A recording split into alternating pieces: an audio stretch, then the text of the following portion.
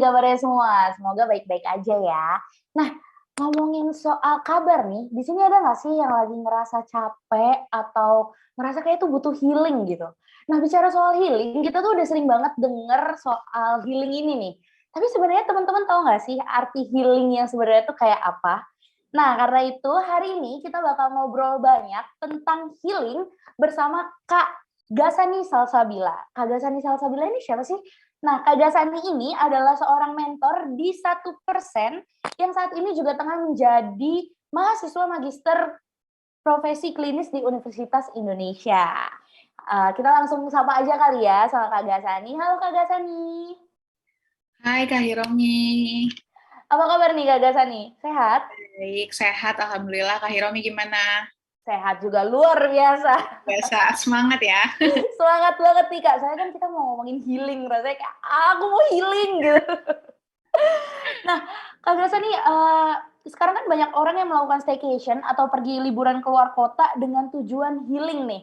Nah, apakah hal seperti itu sebenarnya bisa dibilang healing atau gimana nih Kak?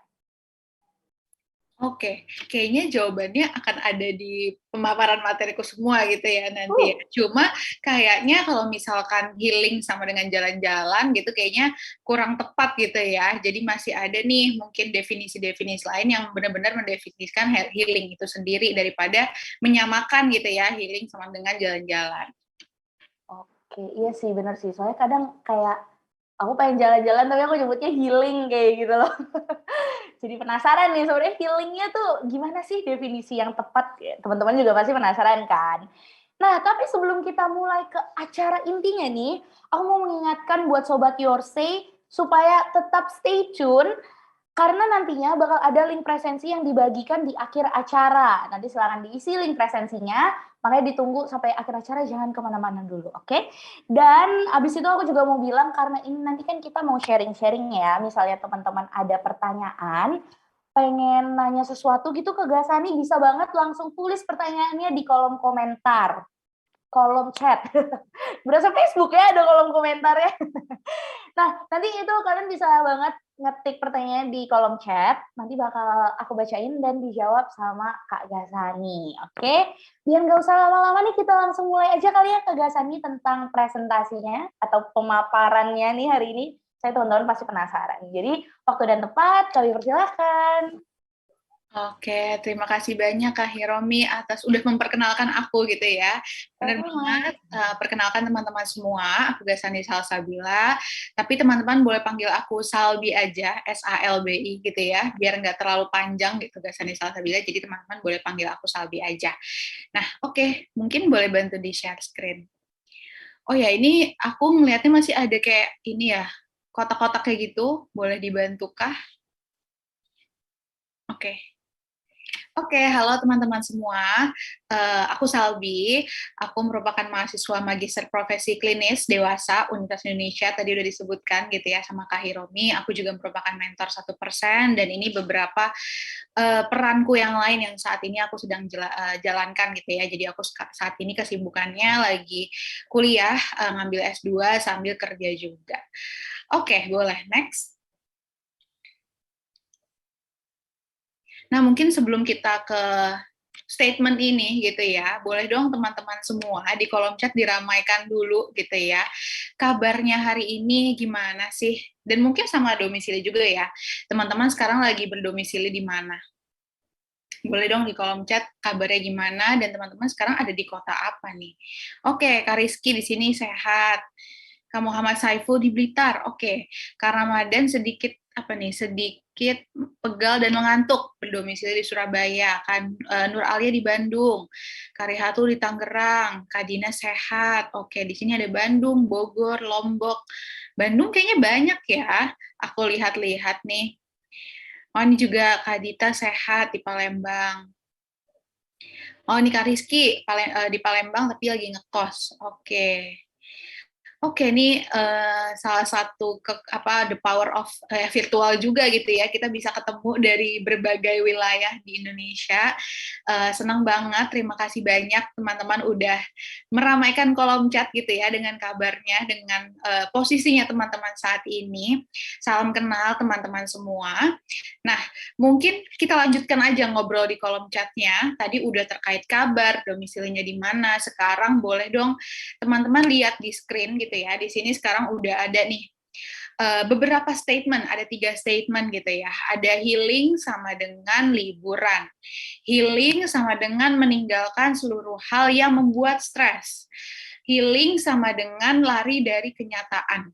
Nah, menurut teman-teman, terkait ketiga statement ini tuh seperti apa sih pandangan teman-teman tuh kayak gimana? Boleh dong diramaikan juga lagi di kolom chat. Tadi kayak udah ada bocoran sedikit ya di depan dengan obrolan aku dengan Kak Hiro, jadi boleh banget ya. Oke, yang kedua kenapa tuh maksudnya? Pandangan teman-teman terkait 3 statement ini tuh kayak gimana? Yang kedua tuh kenapa? Oke, banyak yang misuse dari penggunaan kata healing. Oke. Oke, yang kedua, maksudnya di sini yang kedua nggak sesuai gitu apa gimana teman-teman? Mungkin boleh dibantu ya. Oh, yang kedua yang sesuai. Oke, yang kedua sesuai healing meninggalkan seluruh hal yang membuat stres. Oke. Kalau untuk yang berarti yang nomor 1 sama 3 kurang tepat gitu ya menurut teman-teman. Oke. Ada lagi teman-teman yang lain kira-kira pandangannya apa sih gitu. Tapi kadang habis healing masih suka stres. Oke. Yang kedua, saya sesuai gitu Kak, tapi tidak semua yang melakukan healing stres hilang. Oke. Ada lagi yang mau berpendapat? Kita ngobrol dulu ya, terkait healing gitu. Karena kan mungkin sekarang di berbagai media sosial tuh udah banyak banget ya terkait healing. Oke, healing 70% penyembuh healing 70% penyembuh stres. Oke, terima kasih banyak teman-teman semua udah bantu aku sharing gitu ya di awal sesi kita hari ini. Aku mau mengapresiasi karena teman-teman mau untuk semangat gitu ya di sesi siang hari ini. Nah, di sini juga jawabannya nomor 2, nomor 3 dan lain sebagainya. Oke, boleh next.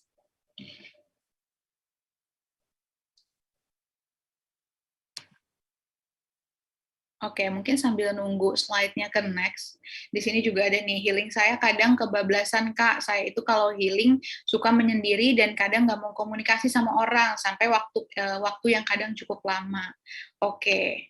Nah, mungkin sebelum kita next ke slide berikutnya, sebenarnya statement-statement ini nggak ada yang kayak mutlak tepat 100% gitu ya. Yang pertama pasti healing, oke, liburan itu salah satu media healing gitu ya.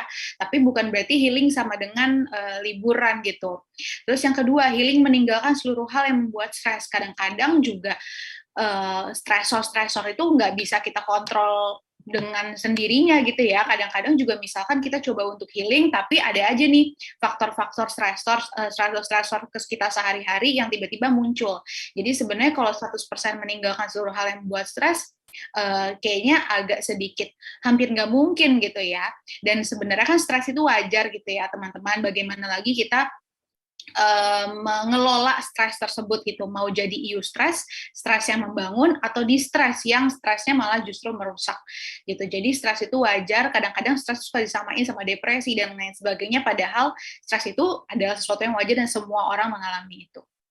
Kemudian untuk statement yang ketiga, healing sama dengan lari dari kenyataan gitu. Yang kita lagi hadapi sekarang ya kenyataan, dan bentuk dari healing itu sendiri pun juga bentuk dari kenyataan. Kenyataan bukan cuma pekerjaan kita aja, kuliah kita aja, atau misalkan kita liburan ke Bali, terus di Jakarta adalah kenyataan, di Bali adalah apa dong namanya kalau bukan kenyataan. Jadi kalau ada kenyataan juga enggak gitu. Oke, ini udah bisa di next kah? Slide-nya.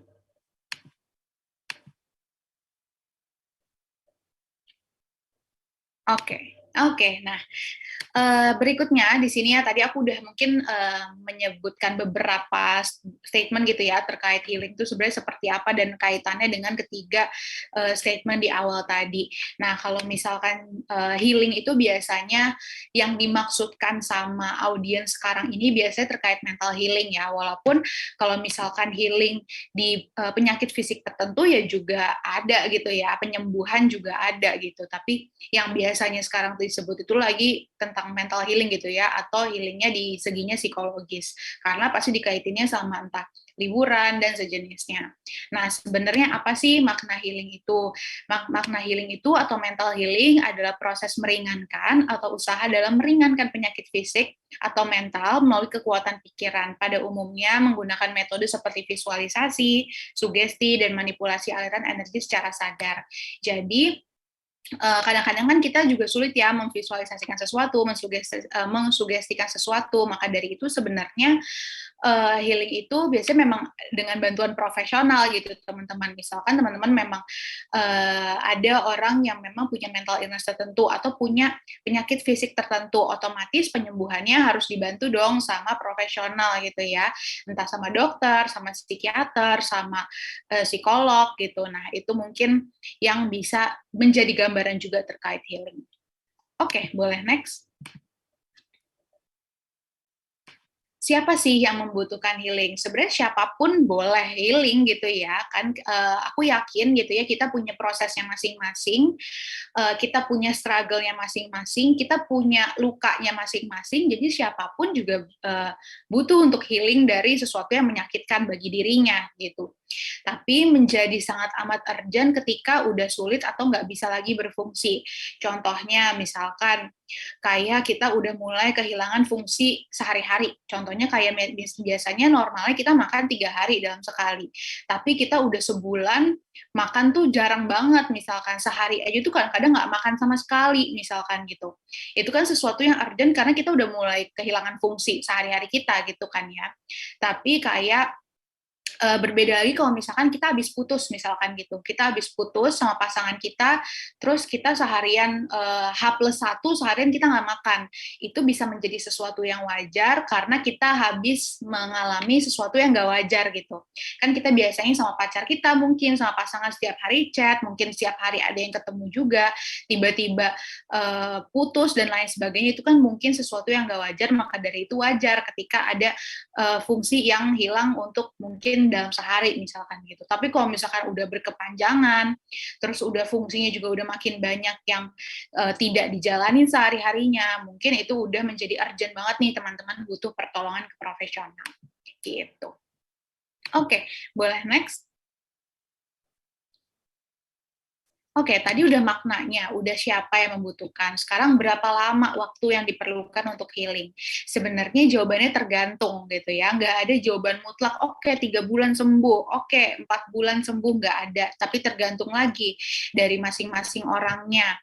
Nah, masing-masing orangnya itu tuh maksudnya gimana? Mulai dari individunya gitu ya, bukan berarti ada individu yang lebih jago dalam healing misalkan gitu, ada yang enggak, sebenarnya enggak kayak gitu, tapi balik lagi dari tantangannya seberapa besar, masalahnya seberapa besar, intensitas tantangan dan masalahnya di sini seberapa intens gitu ya. Terus apakah ini tuh udah sesuatu luka yang udah misalkan dari kita kecil misalkan, itu kan otomatis udah terpupuk banget gitu ya di diri kita, maka dari itu mungkin lebih sulit gitu penanganannya. Jadi macam-macam dan balik lagi ke orangnya masing-masing. Kita nggak bisa matokin gitu ya, pasti sembuh dan lain sebagainya. Tapi ya memang waktunya itu setiap orang beda-beda dan nggak apa-apa. Setiap orang punya proses dan perjalanannya masing-masing. Gitu. Oke, boleh next. Nah, di sini ada tahap-tahap healing gitu ya. Tahap-tahap healing di sini sebenarnya masih apa ya, bukan sesuatu yang mutlak juga gitu ya, tapi kadang-kadang pun ada apa ya, misalkan sama psikolog gitu ya, sampai akhirnya kita selesai, sampai terminasi, sampai ditutup gitu ya sesinya, itu juga kadang-kadang maju mundur gitu, yang tadinya udah mulai acceptance nih, udah mulai menerima, tapi tiba-tiba dia goyah lagi misalkan, itu adalah sesuatu yang mungkin terjadi. Maka dari itu tahap healing pun nggak cuma ini aja ya, tahap-tahapnya juga macam-macam, tapi ini adalah salah satu contohnya yang mungkin cukup dekat gitu sama kita dan mungkin lebih mudah untuk dipahami. Nah, untuk yang pertama pastinya tahapnya acceptance dulu gitu ya. Di sini biasanya sesuatu yang menyakitkan itu ada penolakan gitu ya di hati kita, tanpa kita sadarin kita menolak itu terjadi pasti kan. Terus kita menolak untuk, kadang-kadang menolak untuk bangkit lagi pun tuh ada gitu. Jadi acceptance itu adalah tahap pertama, yang dimana penolakan itu adalah penghalang besar, maka dari itu penting kita untuk terima dulu gitu ya. Nah, terima ini bukan berarti teman-teman oke, habis habis ada masalah besar misalkan sama keluarga, benar-benar ngerasa hancur banget. Teman-teman diminta untuk langsung terima, langsung bangkit, langsung bergerak lagi, enggak gitu ya. Tapi acceptance di sini teman-teman menerima gitu ya, pelan-pelan menerima dengan tahap dan prosesnya teman masing-masing gitu ya. Ada yang bisa lama, ada yang bisa sebentar, dan itu nggak apa-apa. Nah, maka dari itu yang acceptance ini membantu kita untuk tadinya mungkin kita menolak gitu ya, sampai akhirnya kita menerima. Kenapa sih tahap pertama harus menerima dulu? Karena contohnya, misalkan kita ke profesional gitu ya, entah ke dokter atau ke psikolog gitu. Kalau misalkan kita datang disuruh sama orang lain gitu ya, oke, kalau disuruh sama orang lain tapi kita mau juga, itu biasanya penanganannya akan lebih mudah gitu. Kitanya akan terbuka, psikolognya pun akan lebih mudah untuk masuk gitu. Tapi kalau misalkan kita dipaksa gitu ya, dipaksa untuk datang dan kita nggak mau sebenarnya ke dokter atau ke psikolog, ya otomatis penanganannya juga akan lebih sulit gitu kan ya. Contohnya yang orang sakit yang harus minum obat, dia sebenarnya nggak mau ke dokter, dia maunya udah di rumah aja tunggu sembuh, otomatis mungkin aja obat itu nggak diminum kan sama dia. Jadi penting untuk menerima dulu apa yang terjadi, biar penolakan itu nggak terus-menerus ada di kita dan kita bisa masuk ke tahap berikutnya gitu. Kemudian untuk yang kedua, insight. Nah, insight ini teman-teman perlu nge-highlight banget gitu ya. Kadang-kadang kita suka nyebut kayak, iya lo kasih gue insight yang banyak banget dan lain sebagainya. Tapi sebenarnya insight itu tuh nggak diberikan sama orang lain, tapi kita yang menangkapnya sendiri gitu. Jadi insight itu tidak diberikan, tapi kita yang menangkapnya sendiri. Nah, insight ini bisa kita tangkap gitu ya, ketika kita udah nerima gitu. Ketika kita udah nerima proses kita udah nerima, oh saya tuh mengalami ABC loh, oh saya tuh ternyata ada kendala di ABC loh, itu kita akan lebih mudah menangkap insight-nya, karena kita udah nerima dan insight itu jadi bentuk knowledge gitu buat kita, wawasan gitu buat kita. Itu tahap yang kedua. Nah, ketika kita udah dapat wawasannya gitu ya, udah dapat knowledge-nya, masuk ke tahap yang action gitu, tindakan yang dimana tindakan di sini nggak cuma langsung bertindak gitu ya, tapi kita butuh planning. Biasanya sama psikolog atau ya profesional lainnya pasti ada rencananya kan, sama dokter juga rencana pengobatannya juga pasti ada. Nah, coba untuk buat rencananya gitu. Oke, rencananya mau seperti apa? Kira-kira dalam jangka waktu berapa lama nih ini bisa mau kita targetin dulu gitu. Ditargetinnya bukan harus sembuh di bulan itu, enggak gitu ya, tapi misalkan kita mau rutin olahraga gitu. Oke, olahraganya mau kapan aja misalkan gitu. Oke, kapan aja, harinya apa aja, waktunya kapan. Terus kalau misalkan memang susah untuk olahraga sendiri, siapa yang bakal nemenin gitu. Jadi rencana coba untuk buat spesifik, jadi kita lebih mudah gitu untuk mengaplikasikannya. Jadi udah rencana, take action, habis itu jangan lupa di monitoring juga selama prosesnya berjalan. Sampai akhirnya di akhir evaluasi. Kira-kira apa yang udah baik, apa yang kurang gitu ya, apa yang perlu diperbaikin, apa yang perlu dipertahankan gitu. Nah, setelah kita udah di tahap action gitu ya, kita ada di tahap self esteem. Nah, self esteem di sini lebih ke harga diri gitu ya. Bagaimana kita menghargai diri kita sendirilah istilahnya. Self esteem ini tuh bisa tinggi dan bisa rendah gitu. Ketika kita melihat diri kita secara positif, bukan berarti positif ini kita toxic positivity gitu, bukan ya, tapi biar kita nggak fokus pada perasaan negatifnya aja, itu bisa ini di tahap yang dimana teman-teman udah yakin gitu sama diri teman-teman, oh oke, mungkin gue belum 100% heal gitu ya, tapi setidaknya gue udah mulai berproses nih, yang tadinya mungkin 0 banget, sekarang udah naik ke 20%, terus 30%, 40%, dan lain sebagainya. Jadi membangun kembali gitu ya semangatnya, rasa memiliki kemampuannya gitu. Jadi udah yakin gitu kalau misalkan memang penerimaan, insight, dan action ini tuh bisa berjalan di saya gitu. Itu untuk yang di tahap yang keempatnya. Untuk yang tahap yang kelimanya healingnya gitu, yang dimana mungkin proses penyembuhannya gitu ya, yang dimana bukan berarti lagi gitu ya ketika kita ada di tahap healing ini kita 100% healing tuh belum tentu, tapi mungkin aja kita bener-bener udah lebih jauh lebih baik gitulah intinya. Healing di sini penting untuk kita highlight juga kalau healing ini bukan melupakan gitu ya teman-teman. Coba berhenti untuk melupakan gitu, karena kita nggak akan lupa sama momennya, tapi mungkin kita bisa menerima momen itu. Contohnya misalkan stand up komedian deh misalkan gitu ya. Stand up komedian kadang-kadang suka menceritakan pengalaman dia yang menyakitkan dengan pembawaannya dengan tawaan gitu ya, untuk mengajak orang-orang ikut menertawakan momen dia itu misalkan gitu. Nah itu mungkin dia nggak lupa kan, dia nggak lupa sama momen itu, bahkan kadang-kadang detail banget ingatannya terkait momen itu. Tapi mungkin di sisi A ini tuh udah di tahap kayak oh ya udah itu adalah momen bagi saya gitu ya, saya mengalami itu, saya terima saya mengalami itu, saya udah nggak merasa sakit ketika mengingat itu lagi, jadi itu adalah suatu proses healing saya gitu. Jadi kita nggak akan melupakan, tapi kita bisa menerima momen itu. Kemudian ke tahap yang terakhir gitu ya, 6 meaning, yang dimana kita udah bisa ngelihat makna gitu, makna dari apa yang terjadi di hidup kita gitu. Misalkan dari pengalaman menyakitkan apa gitu ya, misalkan masalah sama keluarga misalkan gitu, atau misalkan masalah atau putus sama pasangan, atau misalkan gagal di perusahaan A, atau gagal bikin bisnis. Nah itu udah bisa tahu, oh ternyata dengan kejadian kemarin ada positifnya ya, positifnya ABC misalkan gitu. Oke, dengan positifnya ini saya bisa bawa untuk saya maju lagi misalkan gitu.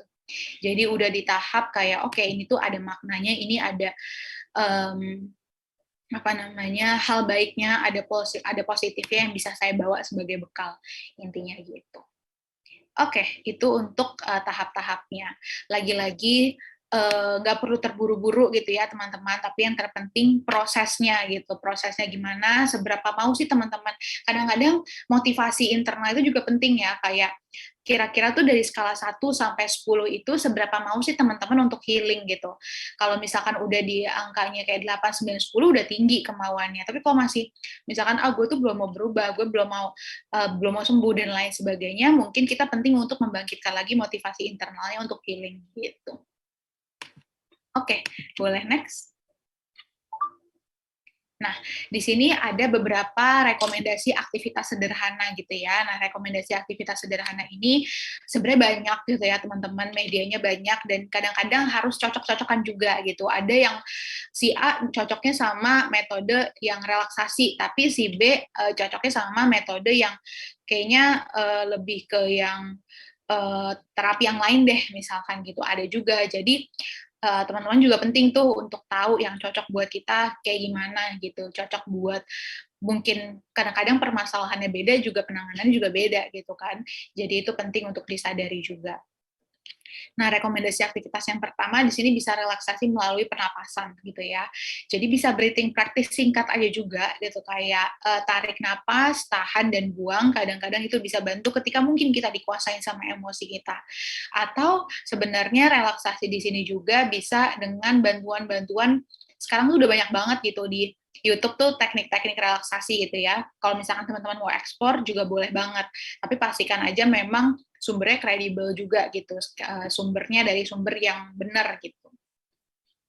Terus yang kedua, kontemplasi dengan meditasi dan yoga. Di sini mungkin lebih kayak kita ngasah mindfulness kita juga, yang dimana mindfulness ini nggak cuma dapetin dari meditasi dan yoga aja, tapi kalau misalkan teman-teman cocok sama meditasi dan yoga, boleh banget. Tapi kalau misalkan teman-teman lebih cocok dengan journaling, atau misalkan teman-teman lebih cocok dengan mindful walking atau olahraga, itu bisa juga dapat untuk ngasah mindfulness-nya. Kemudian yang ketiga bisa juga dengan art terapi. Nah, sekarang ini juga salah satu yang sering juga ya, yang sering juga untuk jadi salah satu media lah. Nah, teman-teman juga bisa tuh kalau misalkan mau ke art terapis gitu, atau ikut event-event yang berhubungan sama art terapi, atau teman-teman mau aplikasiin sendiri di rumah dengan apa namanya supervisi gitu ya, misalkan dengan supervisi ya juga boleh banget, itu bisa bantu karena sebenarnya seni itu adalah salah satu media juga untuk kita apa ya mungkin bukan healing yang kayak langsung sembuh tapi maintenance gitu ya, maintenance perasaan kita dan lain sebagainya. Terus yang keempat, refleksi. Nah, refleksi di sini macam-macam medianya. Nah, nanti aku mungkin akan jelaskan di slide-slide berikutnya. Oke, boleh next. Nah, sekarang gimana sih kalau gitu caranya kita dapat menjaga kesehatan mental kita? Mungkin boleh lagi diramaikan di kolom chat teman-teman. Biasanya teman-teman gimana sih caranya menjaga kesehatan mental teman-teman? Biasanya melakukan apa? Boleh ya?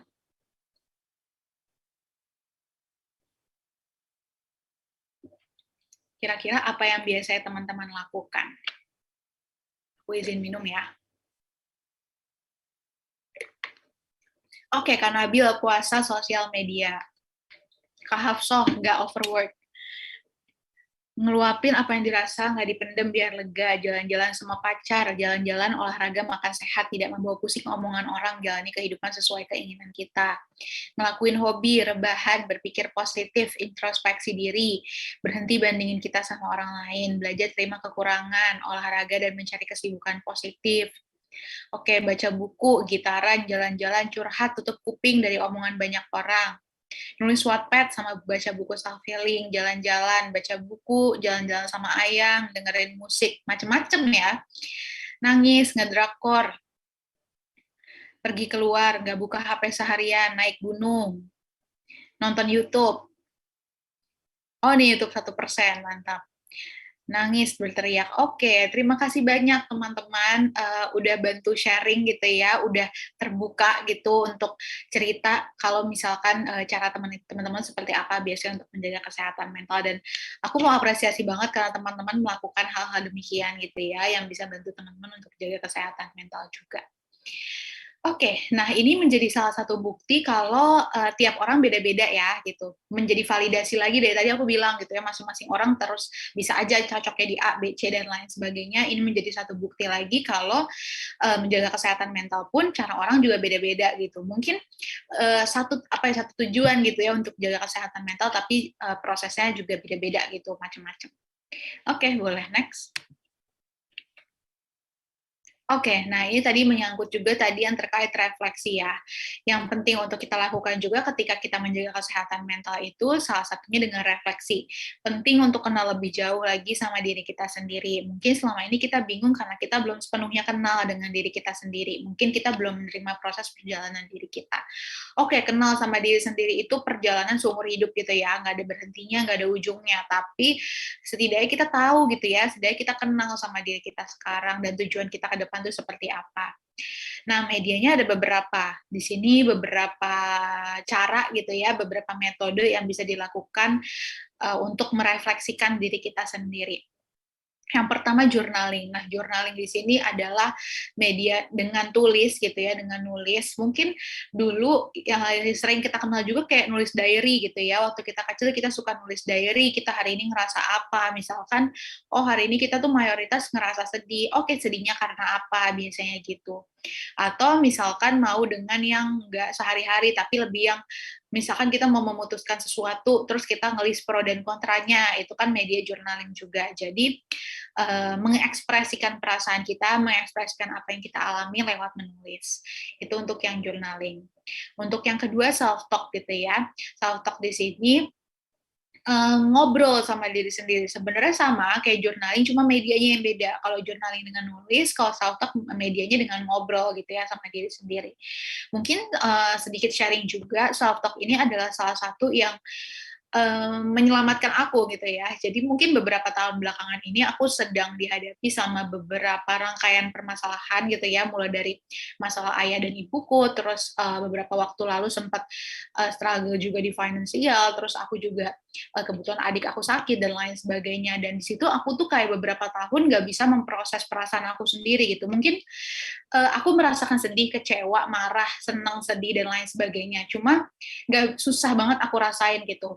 Mungkin mungkin 1 tahunan gitu aku sama sekali nggak nangis sama sekali karena aku sulit untuk nangis gitu ya. Aku sulit untuk nangis, aku sulit untuk senang, untuk sedih, dan lain sebagainya. Nah, tiba-tiba di satu malam, tiba-tiba aku ngomong aja gitu sama diri aku sendiri, tiba-tiba aku self talk, tiba-tiba aku ngobrol gitu ya. Pas ngobrol itu tiba-tiba kayak ada rasa yang lega aja gitu, karena aku tipe orangnya sulit untuk cerita juga sama orang lain, walaupun sekarang aku sedang berlatih banget gitu ya. Jadi aku di situ sadar, oke, kalau misalkan gue belum siap untuk cerita sama orang lain, gue bisa cerita sama diri gue sendiri dulu gitu. Nah, tapi memang yang 1 sama 2 ini gitu ya, mungkin lebih pendekatan ke diri sendiri, dan sekarang pun aku melakukan itu secara rutin. Tapi aku sadar kalau misalkan diskusi dengan orang lain itu tetap penting, cerita sama orang lain itu tetap penting. Bukan berarti kita kayak mengumbar cerita kita, enggak gitu ya, tapi kira-kira siapa sih yang kita percaya, siapa sih yang memang benar-benar kenal sama kita, coba ajak diskusi. Kalau misalkan kita emang udah siap untuk cerita sama orang lain, coba untuk diskusi sama orang lain, cerita sama orang lain gitu. Jadi tetap butuh bantuan dari orang lain, karena kadang-kadang ada blind spot yang mungkin selama ini kita nggak lihat, luput dari penglihatan kita, tapi orang lain lihat. Nah, itu kan bisa bantu ya untuk menambah lagi bahan refleksi kita, karena diskusi sama orang lain ini hasilnya bukan berarti kita telan secara mentah-mentah, tapi kita proses lagi lewat refleksi gitu. Oke, boleh next.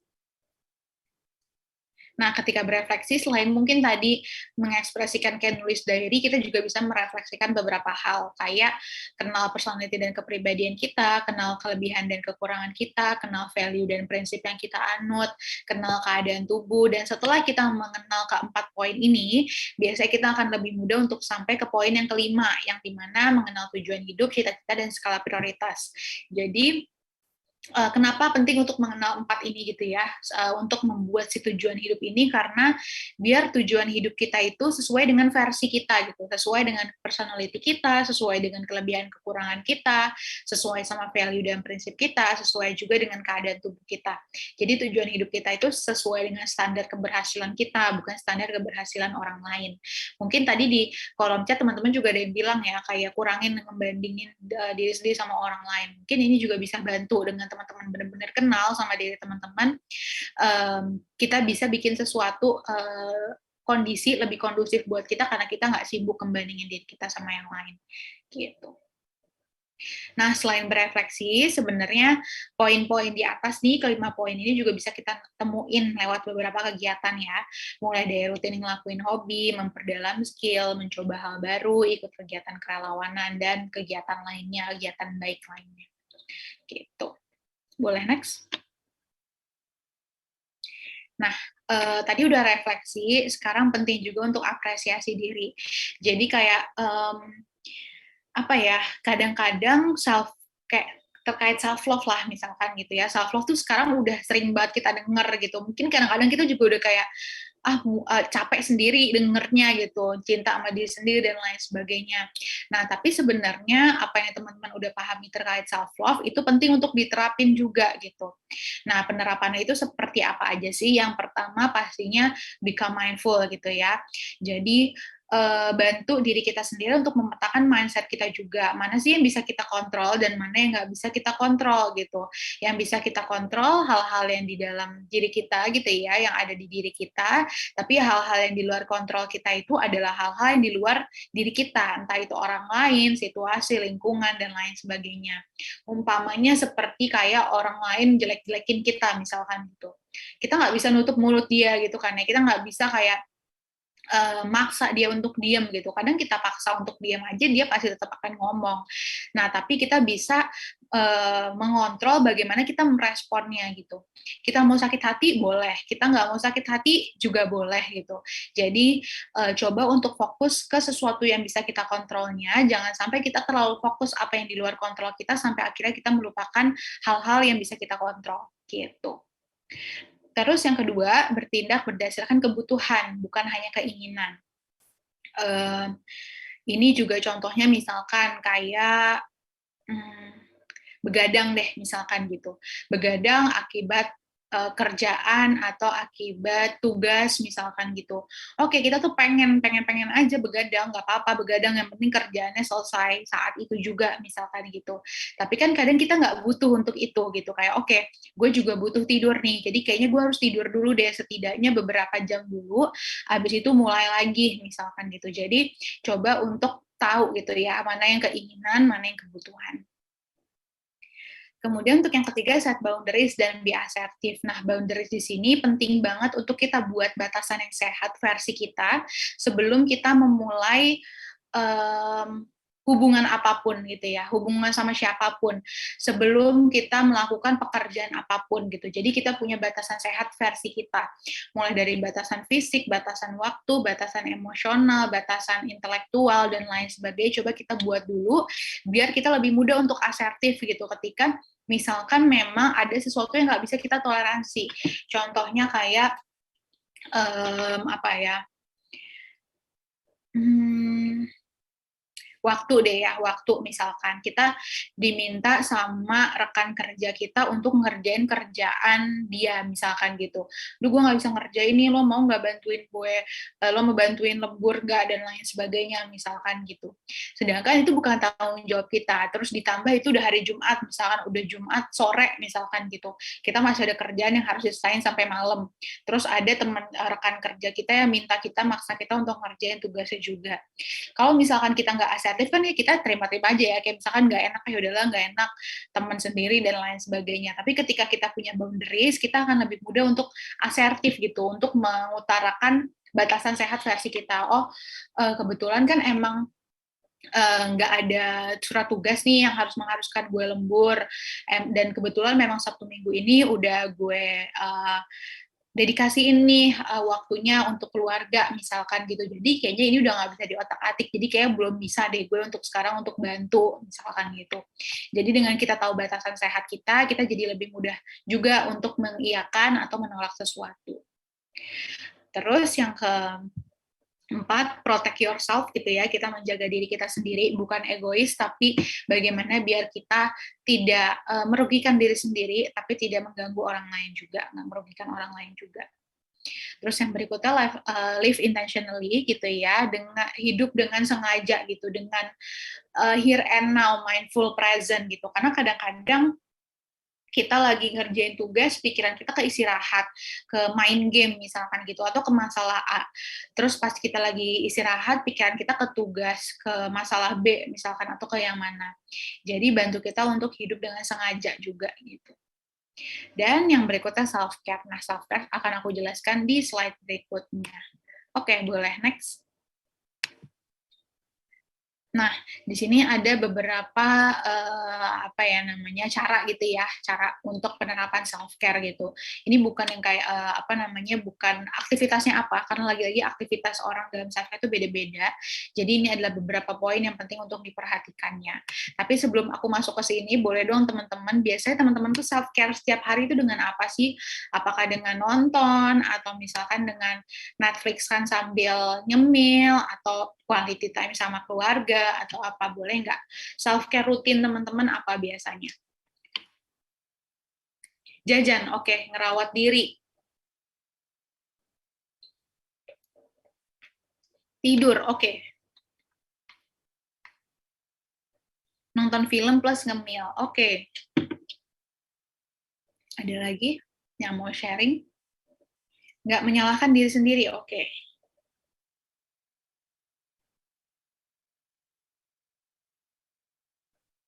Oke, itu kali ya. Terima kasih banyak teman-teman udah sharing self-care rutinnya. Di sini ada rebahan, baca buku, bersyukur, scroll TikTok, macam-macam ya.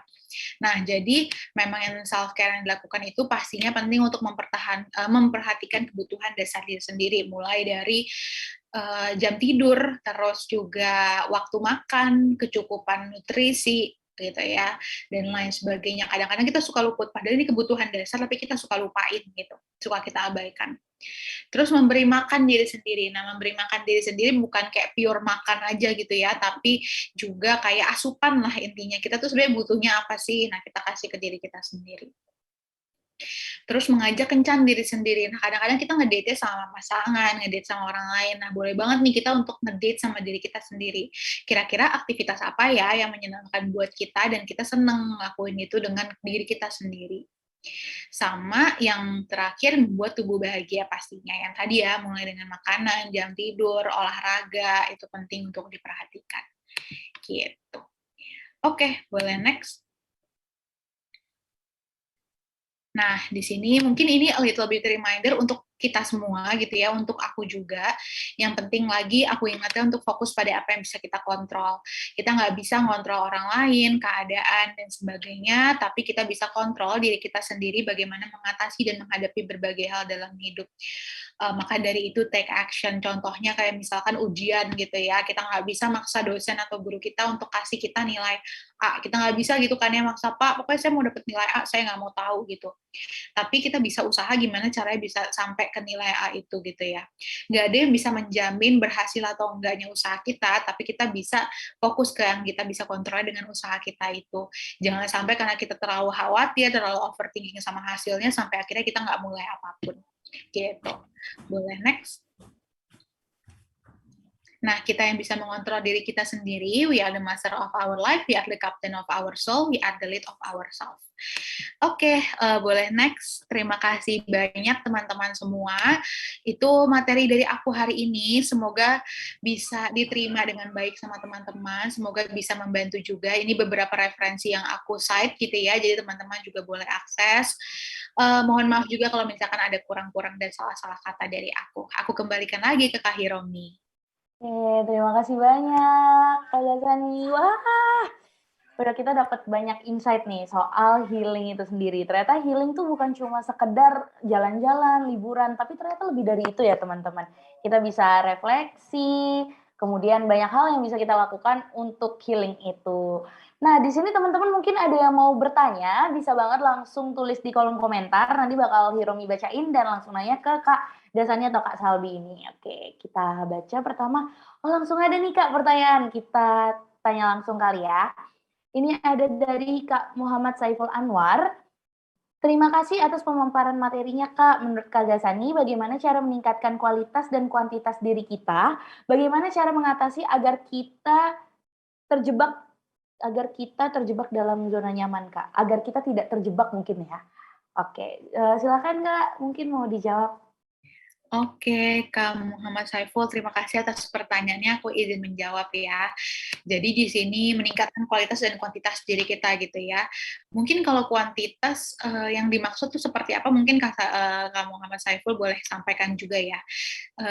Sebenarnya bisa mulai dari refleksi dulu gitu ya, seperti refleksi tadi. Mulai dari kita ngerefleksiin personality, kelebihan kekurangan, value dan prinsip, keadaan tubuh, tujuan hidup, cita-cita dan skala prioritas, kita akan tahu gitu ya. Sebenarnya kita itu tuh seperti apa sih? Kita tuh menggambarkan diri kita tuh selama itu seperti apa sih gitu. Jadi mulai dari refleksi dulu kita akan lebih mudah gitu untuk bergerak juga karena kita udah mencoba untuk deep dive gitu ya ke diri kita sendiri. Coba untuk dengan kelima poin tadi gitu ya, dengan hasil kelima poin tadi, coba buat smart goals-nya gitu. Kayak oke, specific, measurable, attainable, relevan, dan time based. Kira-kira apa sih yang pengen kita capai gitu. Misalkan dari 10 tahun mendatang, 10 tahun mendatang kita pengen mencapai A. Oke, biar si tujuan A ini bisa kecapai di 10 tahun mendatang, kita tuh perlu melakukan apa sih di 5 tahun mendatang, di 3 tahun mendatang, di 1 tahun mendatang, dan seterusnya. Jadi kita punya anak tangga untuk progres kita gitu. Anak tangga ini membantu ngelihat apa yang kita pengen jalanin itu terasanya lebih nyata karena ada strateginya gitu. Kadang-kadang kita bingung meningkatkan kualitas kita, mencapai tujuan kita karena kita ya udah itu di angan-angan kita aja gitu kan ya. Tapi ketika kita tulisin dan kita buat strateginya dengan smart goals tadi, sebenarnya itu bisa bantu kita untuk lebih terukur lah. Kita tahu berhasil atau enggaknya tuh patokannya apa gitu ya. Oh kalau misalkan ternyata patokan berhasil ini nggak tercapai, oke, apa yang udah baik, apa yang belum baik misalkan gitu. Oh ternyata nggak gagal-gagal amat, tapi ada prosesnya dan lain sebagainya. Jadi kita bisa monitoring dan evaluasi tujuan kita juga biar kita bisa meningkatkan kualitas yang kita mau juga gitu. Kalau misalkan kayaknya 10 tahun tuh belum kebayang deh, nggak apa-apa mulai dari 5 tahun dulu atau 3 tahun dulu atau 1 tahun dulu atau beberapa bulan ke depan dulu. Yang penting kita punya strateginya untuk meningkatkan kualitas itu dan secara jelas apa sih yang pengen kita tingkatin, apa tujuan kita gitu. Terus bagaimana cara mengatasi agar tidak terjebak dalam zona nyaman? Sebenarnya kita penting refleksi dulu juga gitu ya. Sebenarnya zona nyaman yang kita maksud tuh sebenarnya seperti apa sih? Kadang-kadang adalah sesuatu yang wajar ketika kita memang berada di misalkan kita kerja sesuai passion kita, terus kita ya udah kita selalu nyaman karena kita kerja sesuai passion kita, ya itu berarti mungkin emang yang kita pengen jalanin gitu kan ya. Tapi kalau misalkan saya udah mulai nggak berkembang, saya saya nggak berkembang, saya sulit untuk menemukan wadah-wadah yang baik untuk saya dan lain sebagainya, mungkin ya kita penting untuk eksplor lagi, entah lewat refleksi atau lewat kegiatan-kegiatan yang lain. Contohnya misalkan lewat ikut kegiatan kerelawanan gitu. Mungkin itu ada sesuatu hal yang baru misalkan buat kita. Terus kita dapat insight lagi kan pasti gitu. Kita menangkap insight itu lagi kayak ternyata ini ya yang sesuatu yang bisa saya coba lagi dan lain sebagainya. Jadi sebenarnya itu sih zona nyaman bukan selalu yang harus kita salahkan gitu ya. Kadang-kadang ya semua orang juga pasti maunya nyaman gitu ya. Tapi kalau misalkan udah mulai kayak ini gue udah ngerusak gue banget, mungkin itu penting untuk kita step out dari zona nyaman kita sendiri gitu. Itu sih mungkin dari aku. Oke, berarti penting banget nih teman-teman buat kita set the goals dulu nih kalau misalnya ada yang mau dituju gitu. Nah, selanjutnya ini ada dari Kak Trio Wahyu Saputra. Maaf Kak, apakah ada tips untuk memilih healing terbaik untuk menyelesaikan suatu masalah, agar healing kita itu nggak sekedar healing, tapi juga bisa memberikan manfaat, memiliki waktu dalam menemukan solusi dalam memecahkan suatu masalah yang terjadi? Silakan Kak. Oke, makasih Kak Trio Wahyu Saputra. Aku izin menjawab. Healing itu udah sampai tahap yang terakhir juga gitu ya, udah sampai makna. Jadi kalau misalkan kita memang beneran healing, ya kita udah bisa tuh nemu solusinya. Terus kita juga udah bisa nangkep maknanya dan lain sebagainya. Jadi udah nggak misuse lagi lah si healing ini. Kalau misalkan udah sampai tahap-tahap tertentu tadi. Sebenarnya healing terbaik itu nggak ada jawaban yang kayak healing terbaik itu dengan A, healing terbaik itu dengan B. Itu nggak ada karena setiap orang punya prosesnya masing-masing ya. Seperti yang tadi mulai dari masalahnya pasti beda, terus intensitas masalahnya beda, tantangan menyelesaikannya beda, lingkungannya beda, dirinya kita beda gitu. Jadi nggak ada yang bisa bilang kayak healing terbaik ini bisa untuk semua masalah, enggak gitu. Tapi coba dengan tahap-tahap yang tadi, itu adalah langkah-langkah yang baik gitu ya untuk dicoba. Kalau bisa, teman-teman boleh banget untuk langsung aja ke profesional gitu. Ketika kita ke profesional bukan berarti kita adalah parah ya, orang yang paling parah, orang yang paling sakit dan lain sebagainya, enggak gitu ya. Tapi kalau misalkan teman-teman pengen cerita aja, teman-teman udah ngerasa nggak enak dan lain sebagainya, boleh banget teman-teman untuk cerita gitu. Jadi penanganannya pun, healingnya pun juga maksimal gitu. Jadi sebenarnya ya mau nggak mau memang ke profesional itu memang penting gitu ya, apalagi kalau misalkan udah menghilangkan fungsi sehari-hari kita gitu. Oke, yang menarik banget nih. Nah, untuk pertanyaan selanjutnya ini juga kayaknya bakal buat orang lain penasaran nih, dari Kak Rivaldi Adisa Putra. Maaf Kak, apakah ada tips untuk mengurangi overthinking? Ini saya juga butuh nih Kak. Oke, iya. Makasih banyak Kak Rivaldi atas pertanyaannya. Overthinking kayaknya sekarang common banget ya. Maksudnya di media sosial tuh sering banget disebutin gitu. Yang sebenarnya kita tuh kayak mungkin mirip-mirip yang sering bayang itu juga kayak insecure gitu ya, insecure jadi overthinking misalkan gitu. Sebenarnya overthinking itu adalah sesuatu yang wajar gitu ya teman-teman. Kita pasti mengalami itulah ketika misalkan kita dihadapi sama sesuatu hal tertentu, tapi penting untuk diatasin. Nah, untuk ngatasinnya sebenarnya masing-masing orang juga punya caranya. Sebenarnya dengan rutin self-care itu bantu kita untuk lebih fokus gitu ya, dan biar kita nggak overthinking.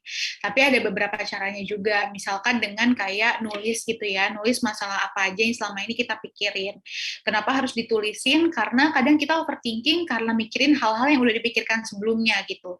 Jadi numpuk dan overthinking terus. Jadi seolah-olah masalahnya kayak nggak selesai-selesai gitu di otak kita. Jadi perlu kita keluarin.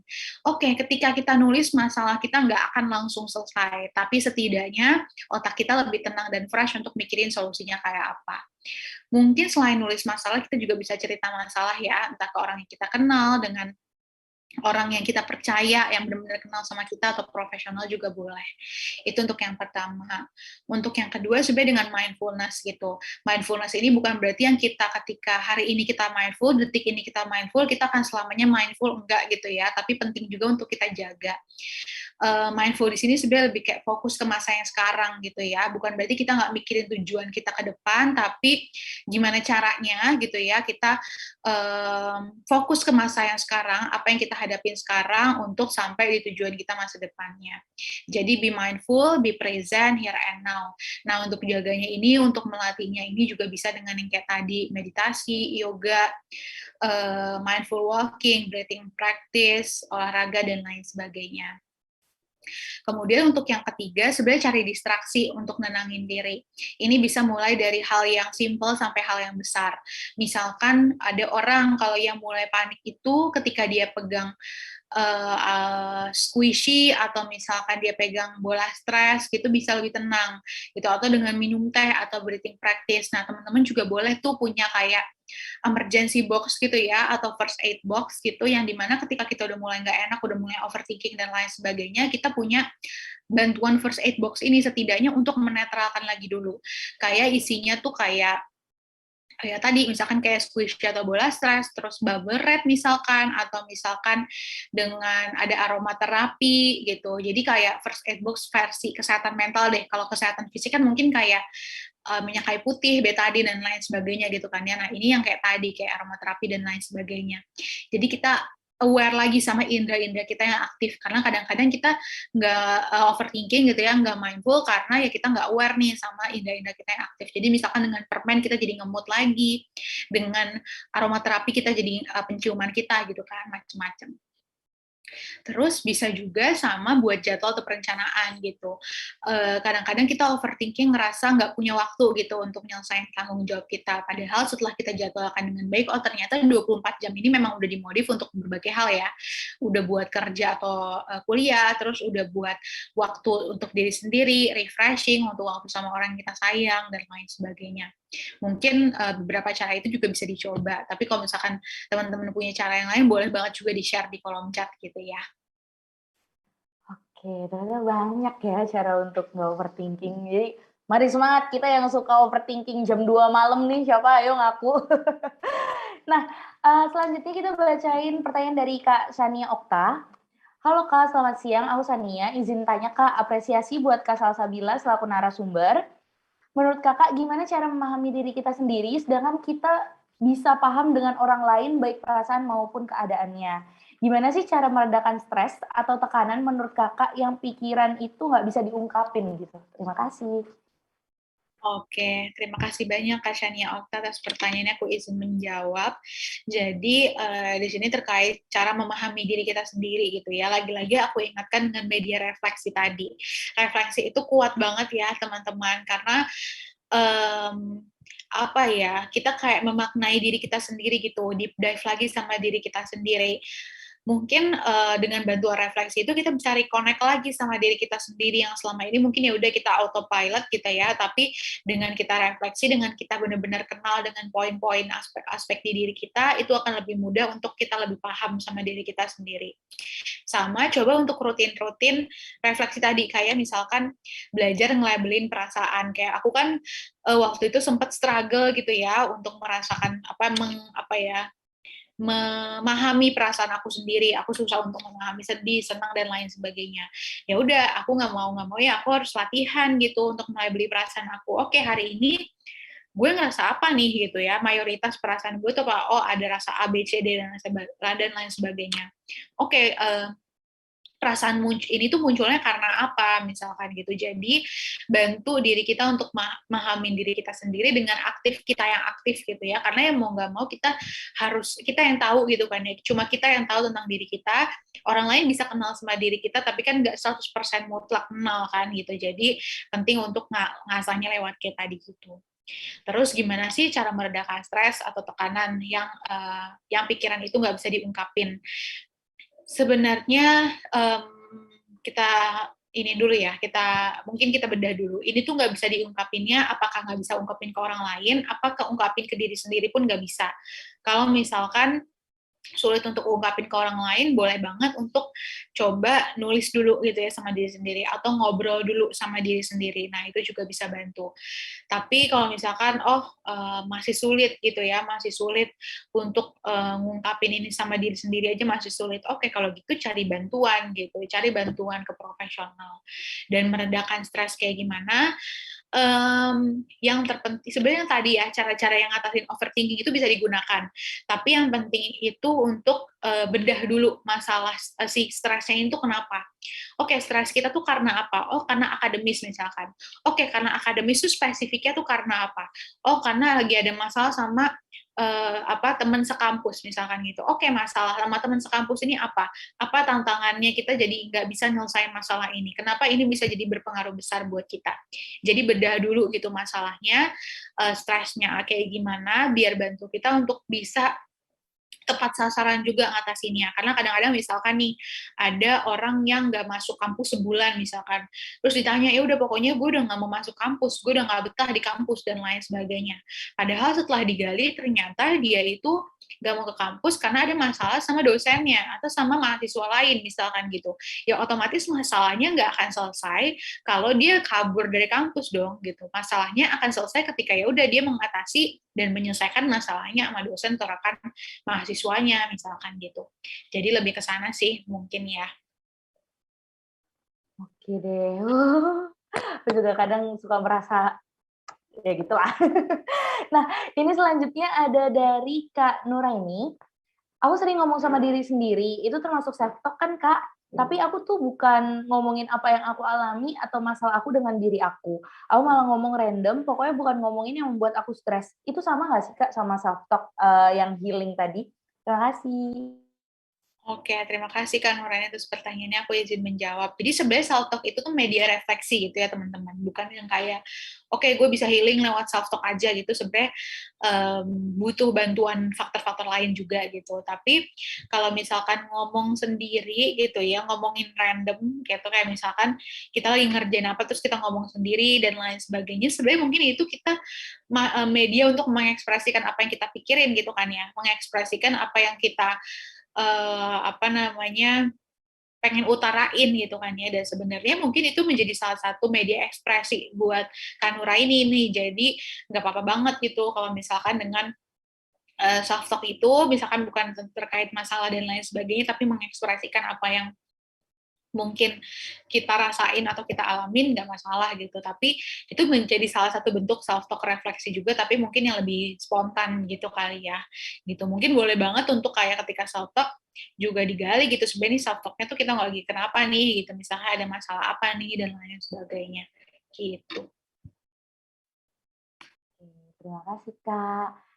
Selanjutnya ini ada dari Kak Ganjar Hidayat, asal Bandung, izin bertanya, berkaitan dengan healing itu sendiri, bagaimana dengan orang-orang yang menganggap self-harm itu adalah healing terbaik buat mereka? Itu pertanyaan pertama.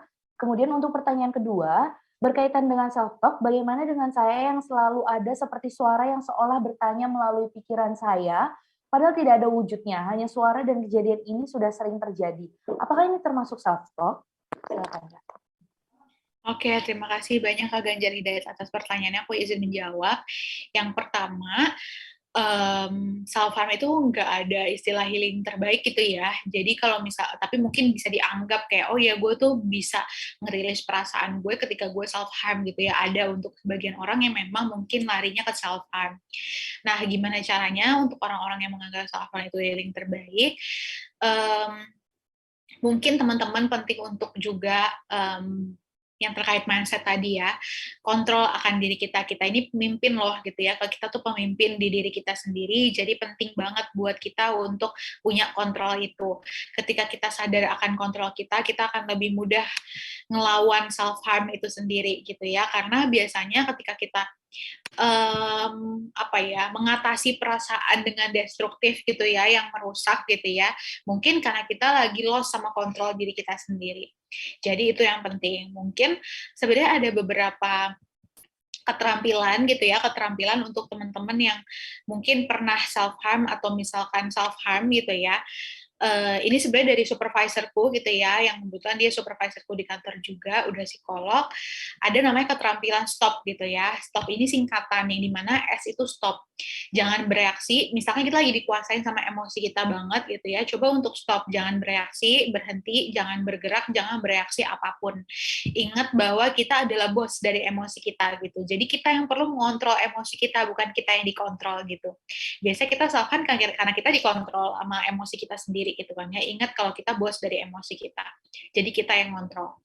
Terus untuk T-nya itu tinggalkan situasinya. Coba ambil langkah mundur gitu ya, mau imajinasi dan fisik kita juga. Bebasin diri kita dari apa yang terjadi, coba breathing practice gitu ya. Yang perlu kita ingat lagi, kita bukanlah emosi kita. Kita nggak bisa mendeskripsikan diri kita itu berdasarkan emosi kita. Misalkan kita marah, oke, gue pemarah gitu. Enggak gitu ya, karena ya emosi itu adalah salah satu aspek dari diri kita dan kita yang mengontrol si emosi itu. Terus untuk O-nya itu observasi. Coba observasi gitu ya, apa fokus kita, apa yang terjadi di sekitar kita. Coba aktifin lagi, awarein lagi, aktifin indera-indera kita lagi tadi ya, misalkan dengan squishy, dengan aromaterapi, dengan permen dan lain sebagainya. Jadi kita bisa mengobservasi lagi gitu. Terus sampai proses dengan sadarin keadaan kita, apa yang sebenarnya kita lakuin gitu ya, apa yang kita pengen lakuin itu sebenarnya seperti apa gitu. Jadi proses momen itu dan situasi itu gitu. Jadi sebenarnya itu bisa dilakukan, sama ada keterampilan tip juga gitu ya. Kalau tip itu itu temperatur gitu ya. Jadi kita bisa merendam wajah kita juga di air dingin gitu ya. Tapi nggak bukan yang kayak melelapkan gitu ya. Jadi kayak udah rendam aja gitu sebentar di air dingin untuk nenangin diri kita juga. Terus I-nya itu olahraga intensif gitu ya. I-nya dari olahraga intensif, bukan berlebihan tapi kayak ini ya, apa namanya, rutin gitu. Olahraga rutin yang memang aktivitas fisik yang cocok sama kita pastinya. Terus yang P-nya itu atur pernapasan, dan P-nya lagi itu progressive muscle relaxation. Nah, intinya relaksasi gitu. Buat posisi tubuh kita itu jadi tegang gitu ya, sekitar 10 detik, terus lepasin gitu. Jadi kita bisa merasakan tensi kita juga. Gitu. Jadi sebenarnya itu bisa keterampilan-keterampilan yang bisa digunain. Tapi teman-teman boleh banget, sekali lagi tolong kalau mau ke profesional, siap ke profesional, boleh banget untuk ke profesional. Gitu. Untuk yang kedua, seperti ada suara yang seolah bertanya di pikiran gitu ya, nggak ada wujudnya, cuma suara aja, itu bukan self talk gitu ya teman-teman. Mungkin teman-teman perlu um, kenalin juga ya, sebenarnya suara itu tuh mungkin hadirnya ketika apa. Apakah selalu hadir, atau misalkan di situasi-situasi berat, atau apa gitu. Tapi aku sarankan kalau misalkan teman-teman merasa demikian, juga teman-teman ke profesional gitu ya, karena bisa dibantu gitu. Sebenarnya ini tuh pemikiran-pemikiran dari mana sih, suara-suara dari mana sih gitu. Apalagi wujudnya juga nggak ada gitu kan ya. Jadi lebih boleh bantu cari bantuan lah intinya gitu.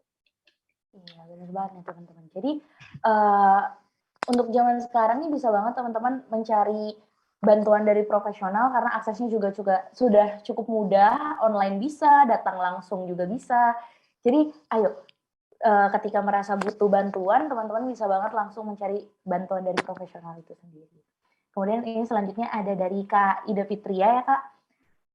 Gimana caranya biar sembuh dari luka masa lalu? Padahal udah minum obat dari psikiater, tapi masih suka keinget aja. Apalagi sekarang orang yang jahat sama kita baik-baik aja sekarang. Silakan Kak. Oke, terima kasih banyak Kak Ida Fitria. Mungkin aku mau mengapresiasi karena Kak Ida Fitria bersedia untuk minum obat dari psikiater gitu ya. Ini adalah yang sesuatu yang patut diapresiasi juga gitu Kak. Kadang nggak semua orang mudah gitu untuk mau gitu untuk mengikuti treatment, tapi Kak Ida Fitria bersedia untuk itu. Biar sembuh dari luka masa lalu sebenarnya bukan ketika kita minum obat kita akan sembuh langsung sembuh dari luka masa lalu gitu kan ya, karena faktornya juga pasti banyak. Mungkin dari faktor diri kitanya juga gitu. Oke, seberapa tinggi sih kita udah siap gitu, udah siap untuk benar-benar menerima kejadian di masa lalunya itu gitu. Terus seberapa mendukung sih misalkan lingkungannya. Kalau mendukung, oke, coba kita diskusin sama lingkungan kita, sama orang-orang terdekat kita, gimana biar bisa bantu kita. Kalau dirasa kayaknya lingkungan kurang mendukung, oke, kalau gitu gimana biar lingkungan nggak terlalu berpengaruh ke diri kita, gitu. Itu bisa direfleksi dulu juga. Oke, udah direfleksikan mulai dari yang tadi ya lingkungan, diri kitanya, terus udah ke psikiater juga. Kita coba kaji lagi proses penanganan sama psikiater ini. Karena kan kalau penanganan sama psikolog, sama psikiater itu adalah proses yang nggak sekali ya, kayak misalkan sampai akhirnya dikasih obat aja sama psikiater itu butuh beberapa kali proses sampai akhirnya didiagnosis harus minum obat misalkan gitu. Begitu juga dengan monitoringnya nih selama minum obat atau misalkan selama proses terapinya misalkan kalau sama psikolog gitu. Itu juga butuh waktu yang yang mungkin kita nggak ada yang tahu ya bisa selesainya kapan, bisa cepat bisa lama, balik lagi ke kitanya sebenarnya. Jadi sebenarnya kayak gitu. Terus apalagi sekarang orang yang jahat sama kita baik-baik aja sekarang. Nah, penting juga kita ngelihat gitu ya, kayak oke, dengan kita berpikir kayak gini sebenarnya udah sejauh mana ya saya tuh menerima momen itu gitu. Apakah saya masih ada penolakan makanya saya sulit untuk benar-benar sembuh nih dari rasa sakit saya yang kemarin misalkan gitu. Balik lagi kita nggak bisa ngontrol orang itu gitu kan ya. Kita nggak bisa nih misalkan dulu dia menyakiti saya dan saya pengen nyakitin dia balik misalkan, kita punya pilihan itu, tapi apakah kita memilih itu atau enggak kan balik lagi ke kita gitu kan ya. Kita jadi balik lagi ya udah ke kontrol kitanya bisanya seperti apa, diri kita maunya kayak gimana, yang baik bagi kita seperti apa, tapi kita nggak bisa ngontrol eksternal kita. Orang itu mau baik-baik aja, mau bahagia dan lain sebagainya, lagi-lagi kita nggak tahu ya dia tuh kayak gimana, dan kayaknya rasanya buat apa kita fokus ke yang di luar kontrolnya kita itu dan mengabaikan apa yang kita bisa kontrolnya. Mungkin lebih ke sana kali ya. Oke, terima kasih Kak. Ini mungkin bakal jadi pertanyaan terakhir yang bakal aku bacain karena ternyata teman-teman banyak banget yang nanya, tapi maaf banget belum bisa dibacain semuanya. Untuk pertanyaan terakhir ini ada dari Kak Sri Fitrianti. Izin bertanya Kak, gimana Kak menurut Kakak yang kita udah capek dengan problem-problem dan jadi memilih untuk cuek dan memilih untuk tidak menganggap ada masalah padahal ada? Apakah cuek adalah hal tepat untuk meng-stop negative thinking? Terima kasih. Oke, terima kasih Kak Fitrianti atas pertanyaannya. Aku izin menjawab. Jadi di sini cuek itu adalah salah satu cara ya. Kadang-kadang kayak udah gue cuek deh sama apa yang orang lain omongin. Oke, itu jadi masukan buat gue, tapi bukan berarti jadi yang menyakitkan buat gue gitu dan lain sebagainya. Sebenarnya itu salah satu cara. Tapi cueknya ini penting untuk kita refleksin juga, apakah cuek ini justru merusak kita, apa cuek ini justru bantu kita gitu. Nah, ketika kita makan masalah emang selalu ada ya. Penting banget untuk kita proses masalah itu gitu. Jadi daripada kita ya udah kita cuek gitu ya, misalkan oh ya masalah wajar kok terjadi, ya udah selesain. Tapi bukan masalah gue ada, gue selalu lari gitu. Cueknya kan jadi lari misalkan. Nah, itu kan sesuatu yang mungkin jadi destruktif gitu ya. Tapi kalau misalkan cueknya kayak ya gue ada masalahnya kayak gimana, perasaan gue gimana, lingkungan gue gimana, nyelesain masalahnya gimana, itu kan berarti kan jadi konstruktif ya buat kita, karena kita nggak dikuasain overthinking kita, nggak dikuasain sama hal-hal yang mungkin dulu kita jadi kepikiran dan lain sebagainya. Nah, itu mungkin cuek yang nggak apa-apa gitu. Tapi kalau cuek yang mungkin justru bikin kita merusak gitu ya, lari terus dan lain sebagainya, mungkin itu penting untuk kita refleksikan lagi, sebenarnya ini adalah media saya mengatasi masalah yang tepat atau bukan sih, gitu. Baik, terima kasih banyak, Kak. Nah, mungkin kalau misalnya dari tadi kita udah ngomongin soal 1%, karena Kak Gasan ini kan salah satu mentor di 1%. Mungkin bisa dijelaskan dulu nih, Kak, 1% itu sebenarnya apa sih? Mungkin teman-teman di sini ada yang belum tahu, silakan, Kak. Oke, jadi kalau misalkan 1% sendiri sebenarnya kita kayak, life school gitu ya. Jadi, kita berusaha untuk mengedukasi juga gitu ya lewat dengan berbagai program kita, mungkin sesuatu ilmu-ilmu yang kita nggak dapetin di sekolah gitu. Jadi intinya life skill tertentu, life school lah intinya memang 1%. Dan kita bentuknya startup, jadi startup life school. Nah, kalau misalkan untuk program-programnya, kita punya beberapa layanan, kayak misalkan dengan mentoring, yang dimana mentoring bersama mentor 1% gitu ya. Mentor 1% ini adalah lulusan S1 psikologi, atau lulusan S1 psikologi yang lagi menempuh S2 juga gitu. Nah, biasanya kalau misalkan sama mentor itu bahasnya terkait masalah-masalah non-klinis, masalah sehari-hari gitu. Kayak tadi misalkan overthinking, pendidikan karir, dan lain sebagainya. Kalau misalkan layanan kita yang konseling ini sama psikolog yang dimana psikolog klinis gitu ya. Jadi udah menempuh S2 profesi juga, S1-nya psikologi, S2-nya profesi, udah lulus dan udah punya izin praktek juga gitu. Itu untuk konselingnya dan bahasnya masalah-masalah non klinis, bisa diagnosis dan bisa terapi, berbeda dengan mentor. Terus kita juga ada kelas online, ada YouTube-nya juga, ada webinar gitu. Nah, ada konten media sosial juga. Jadi di situ intinya memang edukasi lah ya, nggak cuma kesehatan mental aja, tapi ada terkait finansial juga, ada gizi juga gitu. Jadi emang intinya life school lah gitu terkait 1%. Oke, terima kasih banyak Kak Gasani. Nah, teman-teman mungkin kalau misalnya mau tahu lebih lanjut tentang 1%, bisa banget intip nih di Instagramnya di @official1%.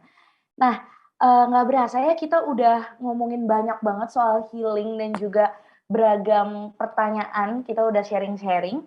Jadi, kayaknya sekarang kita mau foto bareng dulu kali ya sebelum akhirnya berpisah di sesi ini. Jadi, kalau misalnya teman-teman bisa nyalain kamera, bisa banget, boleh dinyalain kameranya, kita bakal foto bersama bareng Kak Gasani juga. Bisa dinyalakan teman-teman? Aku tunggu. Oke, beberapa udah nyalain kamera ya.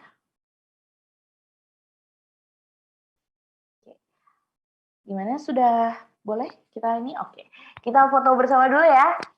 Jadi 1, 2, 3.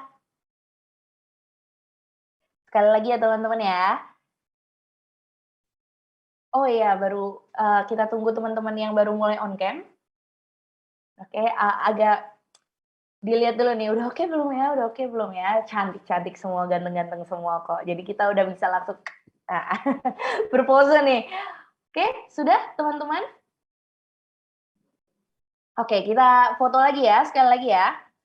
1, 2, 3. Oke. Ya, sekali lagi terakhir, biar 3 kali gitu. Oke, 1, 2, 3.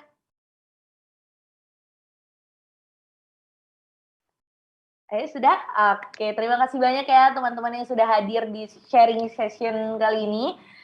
Dan juga aku tentunya mau mengucapkan terima kasih kepada Kak Gasani Salsabila, karena sudah mau meluangkan waktunya untuk berbagi materi ke kita-kita. Jadi kita udah tahu nih, oh ternyata tuh healing kayak gini, oh ternyata ini yang harus kita lakukan untuk memulihkan diri gitu ya. Dan tentunya aku juga mau mengucapkan terima kasih kepada 1%.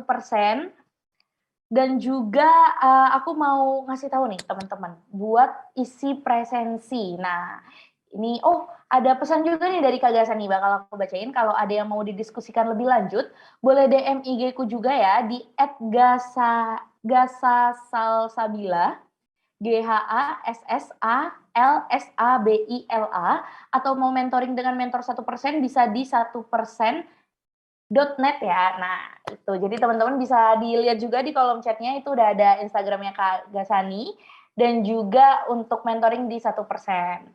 Oke, jadi teman-teman di sini karena kita sudah ada di penghujung acara, teman-teman bisa banget langsung isi presensinya, kami tunggu sampai jam 6 sore nanti, 18.00 WIB, bisa diklik linknya, jangan lupa diisi dan aku juga mau mempromosikan sesuatu nih. Jadi kalau misalnya buat teman-teman yang punya hobi menulis artikel, itu bisa banget menulis di Your Say. Nah, itu apa aja sih yang bisa ditulis di Your Say? Banyak banget teman-teman. Teman-teman bisa nulis soal hobi, entertainment, lifestyle, news, dan juga apapun itu teman-teman bisa banget nulis di Your Say. Lumayan loh, karena apa nih? Kenapa kok harus di Your Say gitu? Bukan tanpa alasan teman-teman harus menulis di Your Say, karena para penulis di Your Say ini bisa mendapatkan uang tambahan. Nah, nanti juga teman-teman bakal dapat poin nih ketika teman-teman menulis dan submit di Your Say, nanti bakal dapat poin. Poinnya ini bisa diredeem menjadi uang, kan lumayan ya. Nah, caranya gimana sih? Gampang banget, teman-teman bisa mendaftar di arcadia.me, dan info lebih lanjut bisa langsung ditanyakan ke Yormin, silahkan di chat di situ ya. Dan abis itu aku juga punya sesuatu yang menarik nih, nggak kalah menariknya dari Your Say tadi.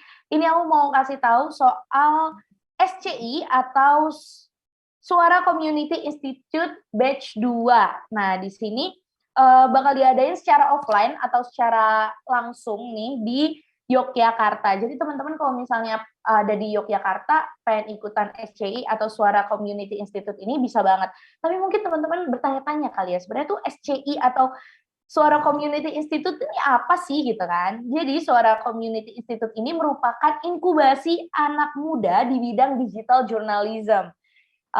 Dan juga ada creative thinking, video content creation, dan juga sosial media yang akan diajari dan dibimbing langsung oleh expert di bidang-bidang tersebut. Jadi teman-teman kalau misalnya mau mencari-cari ilmu tentang yang udah aku sebutin tadi, bisa banget langsung join di Suara Community Institute itu. Lumayan loh, tambah teman, tambah ilmu, ya kan? Kapan lagi coba? Nah, untuk selanjutnya kan pasti penasaran ya, terus gimana caranya ikut SCI ini? Gampang banget cara ikutnya, teman-teman bisa langsung registrasi di bit.ly, terus garis miring, regis SCI batch 2. Nanti kalau misalnya teman-teman bingung bisa ditanya juga ke Yormin. Nanti di kolom chat bakal dikasih tahu juga sama Yormin, jadi tenang aja teman-teman. Oke deh, itu dulu promosi aku hari ini, lumayan ya, ada 2 tuh tadi. Jadi teman-teman, sekali lagi aku mau ngucapin terima kasih buat teman-teman yang udah hadir, dan juga Kak Gasani, serta 1% yang sudah mau memaparkan materi yang sangat berguna, apalagi buat kita nih yang sering overthinking, sering ngerasa pengen healing, akhirnya kita jadi tahu nih. Jadi sampai sini dulu, aku Hiromi mau pamit, terima kasih banyak, dan sampai jumpa di acara selanjutnya, bye.